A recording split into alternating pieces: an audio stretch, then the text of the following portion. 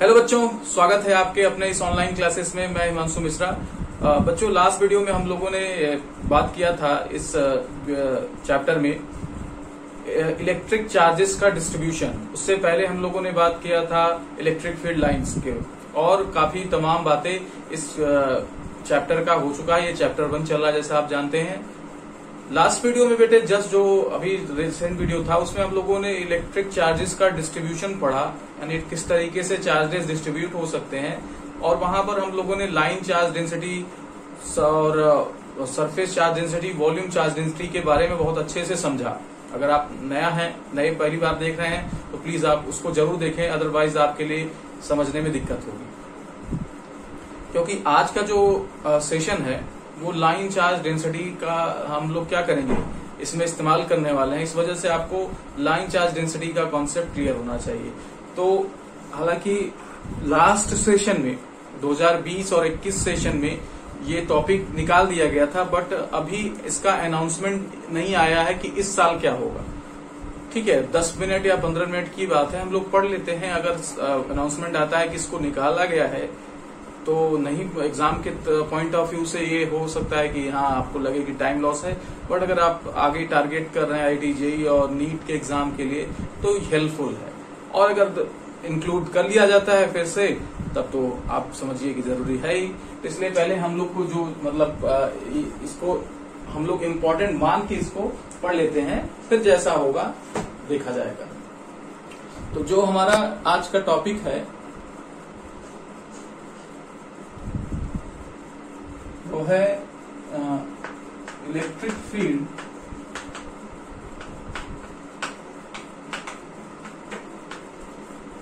Due to uniformly charged circular loop.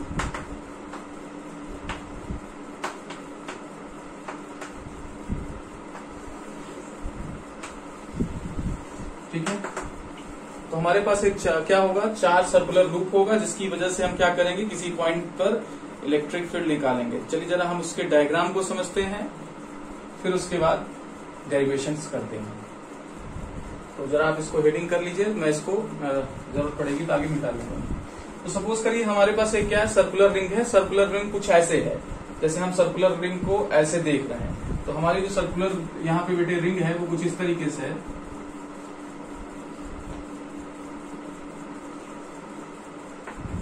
कैसे, कुछ इस तरीके से है ना।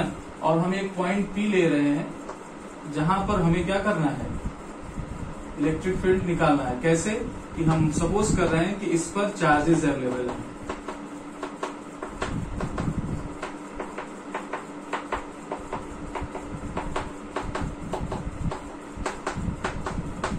कुछ इस तरीके से इस पर चार्जेस अवेलेबल है बेटे, और इसके रेडियस को हम लोग सपोज कर ले रहे हैं R।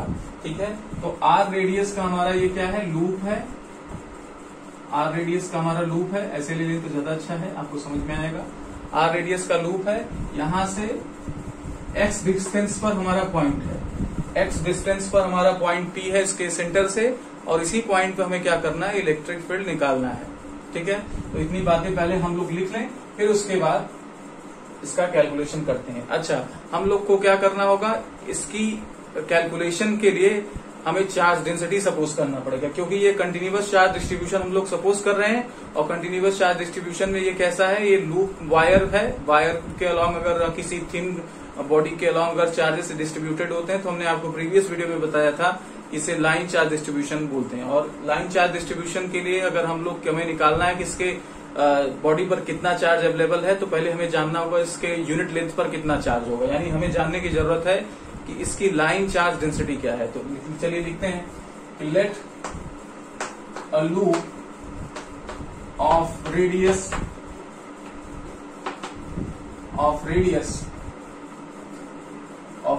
Capital R is uniformly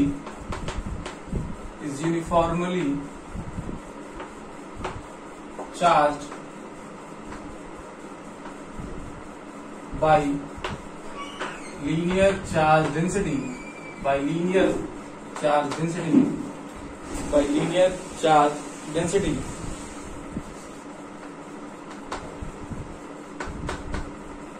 lambda, and the total charge charge on the loop is q. Full stop. अब हमें क्या करना है, ये तो हमने इंफॉर्मेशन दिया. अब हम करना जो हमें क्या करना है, कैलकुलेट जो करना है हम उसके बारे में लिखेंगे. तो हम पॉइंट पी पर इलेक्ट्रिक फील्ड निकालने वाले हैं ना. तो पॉइंट पी पर इलेक्ट्रिक फील्ड निकालना है. वी हैव टू फाइंड, आपको बोर्ड्स एग्जाम में लिखना पड़ेगा ये. वी हैव टू फाइंड इस तरीके से electric field due to loop at point P having x distance from loop. तो लूप से x डिस्टेंस पर हमें क्या करना है, इलेक्ट्रिक फील्ड फाइंड करनी है. जिसे अपनी कॉपी में लिखे. अब मैं इसको हटाऊंगा. इतनी बातें आपको इसी ढंग से एग्जाम में लिखना होगा.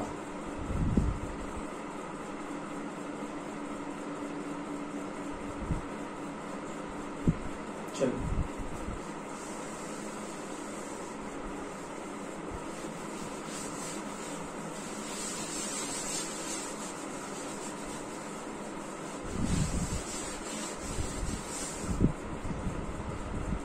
तो बेटे हम लोग क्या कर लें, हम लोग यहाँ पर एक स्मॉल लेंथ का कोई क्या कर लें, एक स्मॉल लेंथ का हम लोग क्या एलिमेंट ले रहे हैं, जैसे जिसपे क्या चार्ज अवेलेबल है, और इसकी वजह से इलेक्ट्रिक फील्ड यहाँ एनालाइज करेंगे, और ऐसे छोटे छोटे पार्ट का हम लोग क्या कर लेंगे, इलेक्ट्रिक फील्ड निकाल लेंगे. तो क्या करेंगे, कंसीडर एन एलिमेंट डीएल. तो डीएल एलिमेंट ले लिया बेटे. अब क्या करेंगे, then charge on it.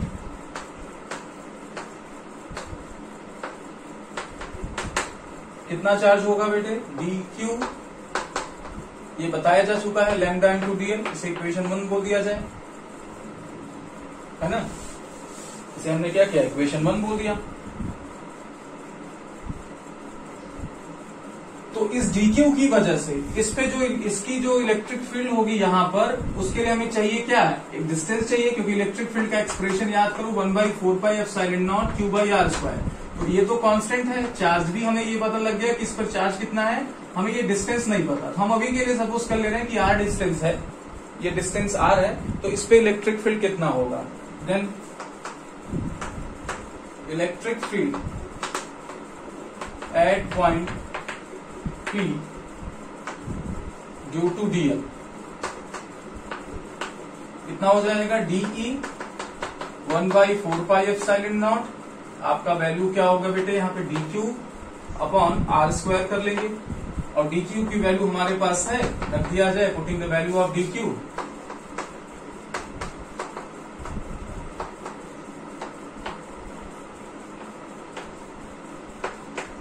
dq की वैल्यू रख दिया जाए, क्या मिलेगा हमें, DE is equal to 1/4πε0. dq की जगह बेटे lambda into DL upon r². इसे इक्वेशन 2 बोल दिया जाए.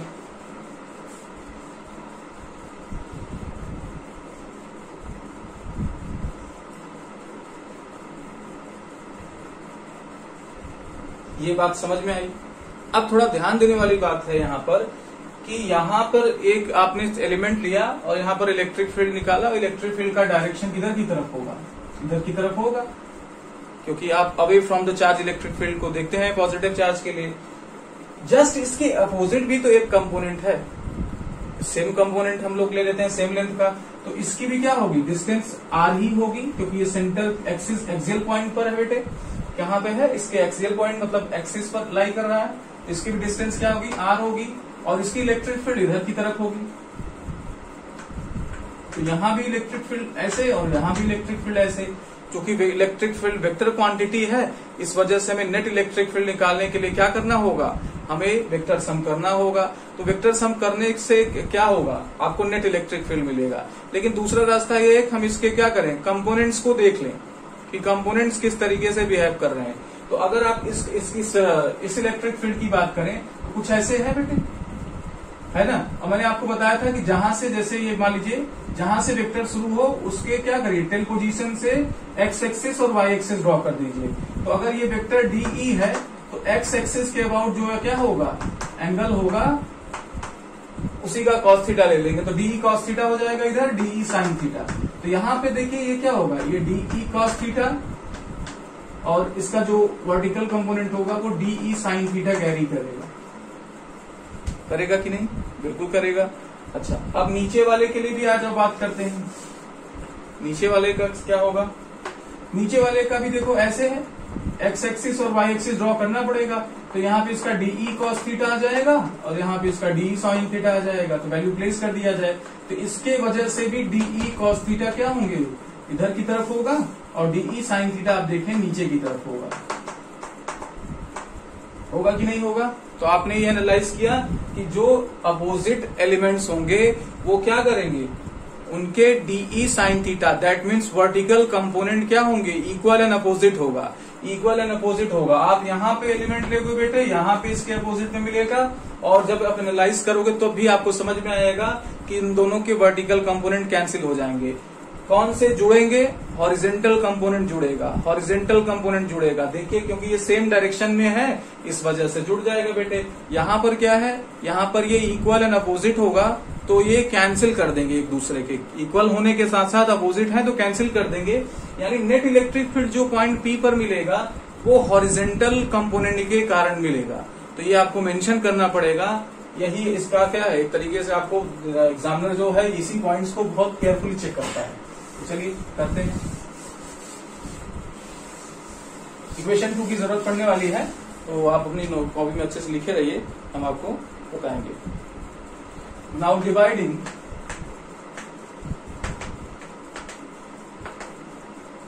The DE into its component।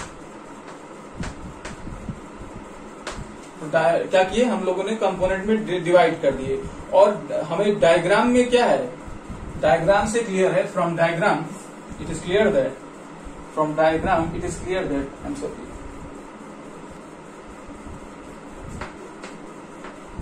From diagram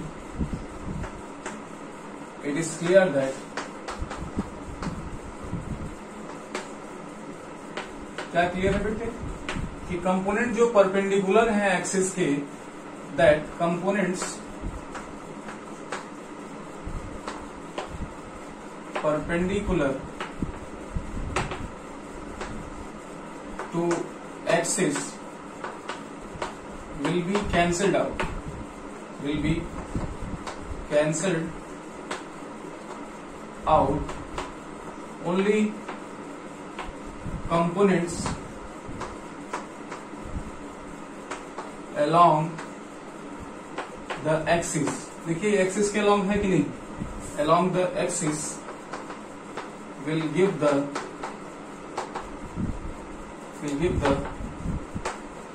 net electric field।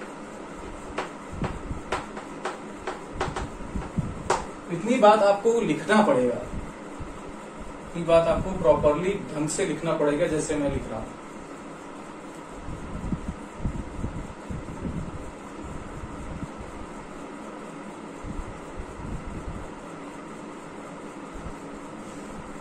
Okay, तो चलिए अब हम लोग नेट इलेक्ट्रिक फील्ड लिखेंगे।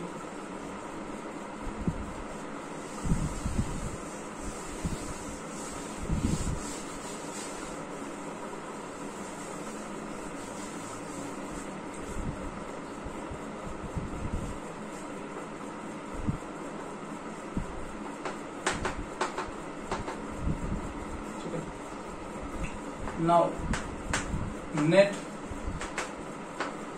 electric field at point P। तो net electric field point P पर कितना होगा बेटे, E integration of DE cos theta, यहाँ पे L लगा देंगे, लाइन इंटीग्रेशन, और DE की वैल्यू क्या करेंगे, इक्वेशन 2 से रख देंगे, putting the value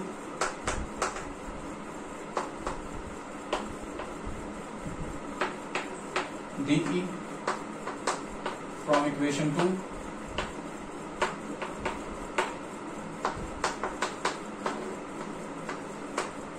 1/4 pi epsilon naught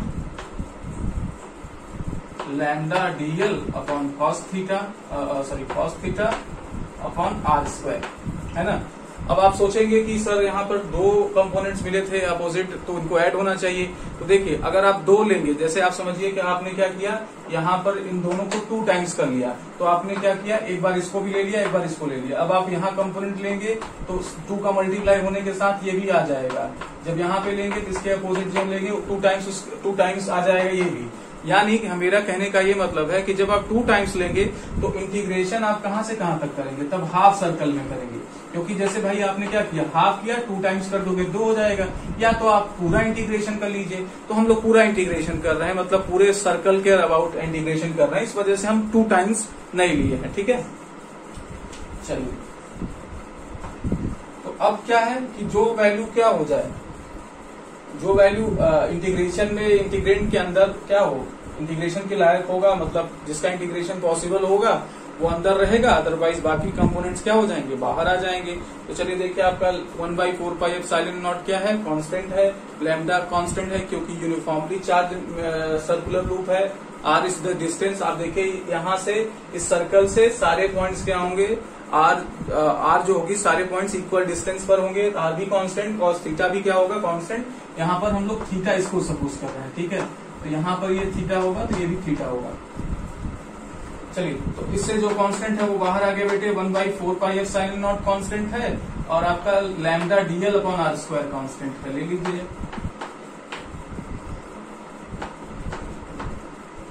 DL नहीं होगा, और लैम्डा कॉस थीटा, अंदर क्या बचेगा, क्लोज लाइन इंटीग्रेशन डीएल। ये क्या रिप्रेजेंट कर रहा है, ये रिप्रेजेंट कर रहा है कि इस सर्कुलर लूप का कितना सरकमफरेंस है, इसका कितना सरकमफरेंस है। डीएल मतलब स्मॉल लेंथ और इंटीग्रेशन ऑफ डीएल मतलब टोटल लेंथ। इसका टोटल लेंथ कितना हो जाएगा भाई, सर्कल है तो सर्कल के सरकमफरेंस का इक्वल, और ये होता है आपका 2 पाई आर। तो आप क्या करेंगे, सीधा फॉर्मूले से 2 पाई आर रिप्लेस कर देंगे। तो E इज इक्वल टू क्या हो जाएगा, 1/4 pi epsilon naught lambda DL, DL कहाँ आ जाएगा बार बार, lambda cos theta upon R square. यहां से आपको क्या मिलेगा, 2 pi capital R, 2 pi capital R मिलेगा।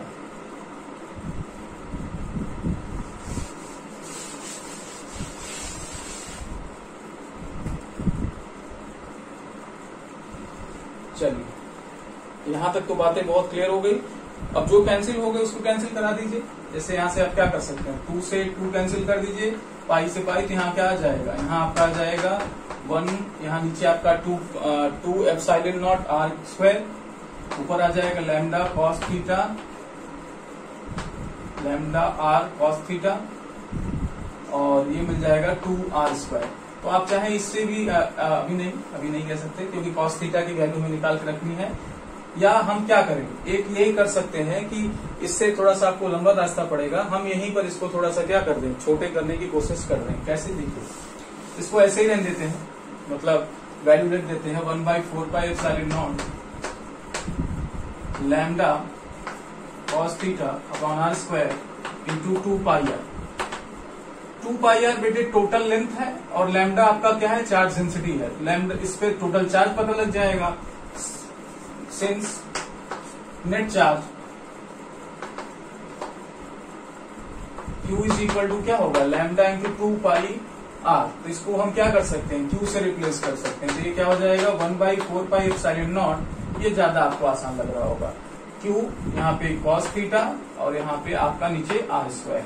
अब हम लोग क्या करें, कॉस थीटा को रिप्लेस कर दें और आर को भी क्या कर दें, रिप्लेस कर दें, हमारा काम बन जाएगा।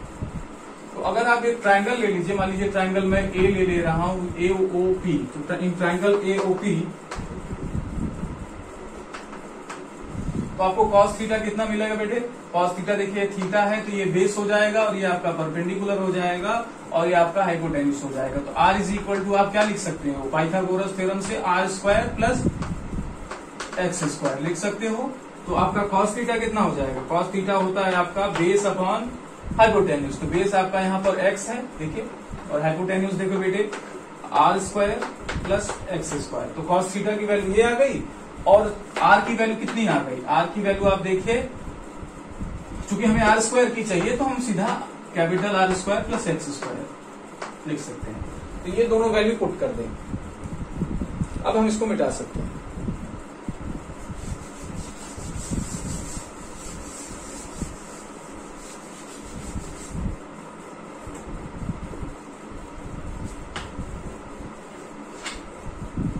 चलिए देखिए ई कितना आएगा, ई इज इक्वल टू 1/4πε0। यहाँ पे क्यू कॉस थीटा है, कितना है क्यू कॉस थीटा, तो क्यू तो रहेगा आर की जगह, आर स्क्वायर की जगह हम लोग क्या लिखने वाले हैं, R square plus x square, और कॉस थीटा की जगह X upon R square X square का पावर 1/2। एक लाइन और सॉल्व कर लेते हैं, 1/4πε0। ये बेटे क्या आ जाएगा, ये इस पे पावर 1 सपोज कर लो, इस पर पावर क्या हो जाएगा, हाफ ऑलरेडी है, तो ये क्या हो जाएगा R square X square power 3/2, क्योंकि 1 में आप क्या करोगे हाफ ऐड करोगे तो ये आ जाएगा इंटू एक्स। तो ये आपकी इलेक्ट्रिक फील्ड का क्या बनेगा, एक्सप्रेशन बनेगा। बुक्स में आपको हो सकता है कि कुछ और फॉर्म में दिया हो, वहां पर क्या करते हैं क्यू को यही रख देते हैं, क्यू को 2 लैम्डा आर रख के कैंसिल कर देते हैं, तो नीचे 2 रहता है। तो आप ध्यान देंगे लेकिन वहां पर रेडियस के फॉर्म में रहता है, वहां पे नेट चार्ज आपका रेडियस के फॉर्म में रहता है, यहाँ पर क्यू के फॉर्म में है, बस यही चेंज होता है।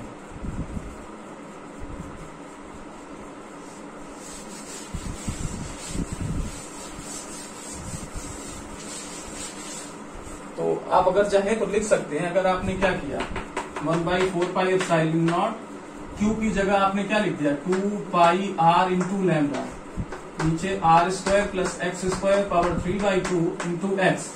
तो 2 जा 4 हो जाएगा, पाई से कैंसिल हो जाएगा बेटे, आपके पास क्या बचेगा, आपके पास बचेगा lambda are upon 2ε0 R square plus x square power 3/2 into X. ये भी आपका फॉर्मूला हो सकता है, अगर आपको बुक्स में ऐसा दिखे तो घबराने की बात नहीं है। तो बेटे इसका वेक्टर फॉर्म क्या होगा, पहले तो हम वेक्टर फॉर्म क्या, पहले सेंटर पे वेक्टर फॉर्म लिख लेते हैं। इसका वेक्टर फॉर्म देखिए, तो वेक्टर फॉर्म में आपने ये देखा कि जब आप सर्कुलर ग्रुप ड्रॉ किए और इलेक्ट्रिक फील्ड एनालाइज किए तो किधर की तरफ था, एक्स के डायरेक्शन में था कि नहीं। अगर ये एक्स एक्सिस है तो ये एक किधर की तरफ है, एक्स डायरेक्शन के तरफ है। तो आपका जो वेक्टर फॉर्म हो जाएगा उसमें आपका ये वैल्यू कितना हो जाएगा 1/4πε0 Q under root R square plus x square power 3/2। आप कुछ है ना, इसको चाहे आप ऐसे लिख सकते हैं वेक्टर एस।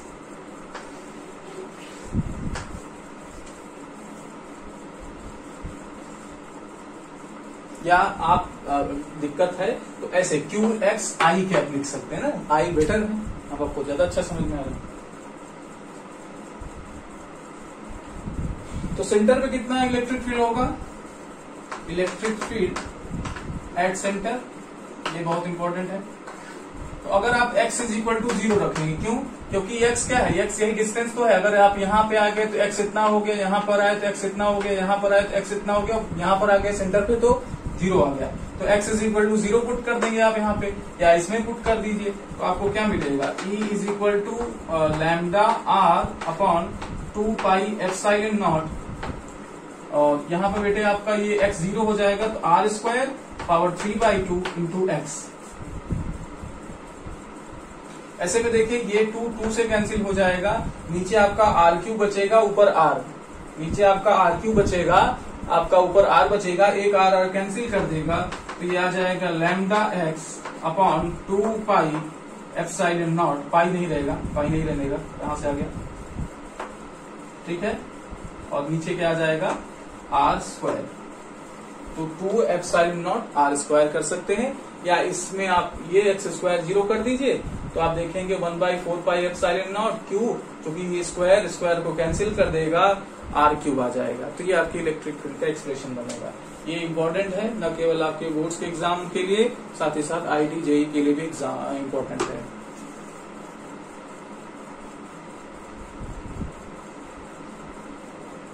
ओके बच्चों, तो आज के इस वीडियो में इतना ही। आई होप आपको वीडियोस पसंद आ रही है, वीडियो पसंद आ रही हैं तो अच्छा लग रहा है तो नोट्स बनाइए, प्रॉपर तैयारी करिए एग्जाम के लिए, प्रीवियस ईयर क्वेश्चन सॉल्व करिए, जो ना आए वो हमसे पूछिए, मेरे व्हाट्सएप के थ्रू आप मेरे से पूछ सकते हैं, साथ ही साथ चैट्स के थ्रू भी पूछ सकते हैं। और जो लोग वीडियोस को नहीं देख रहे हैं उनको भी बताइए कि बहुत अच्छा क्वालिटी कंटेंट्स मिल रहा है आपको, क्योंकि उनको लग रहा है करे कुछ भी चल रहा है, नहीं, अच्छा चल रहा है, बहुत अच्छा चल रहा है। कंप्लीट सिलेबस हम लोग करेंगे और पढ़ते रहेंगे इसी तरीके से। तो आई होप आप लोग एंजॉय कर रहे होंगे। घर पे रहिए, सुरक्षित रहिए, कोरोना से बच के रहिए और पढ़ते रहिए। Thank you very much.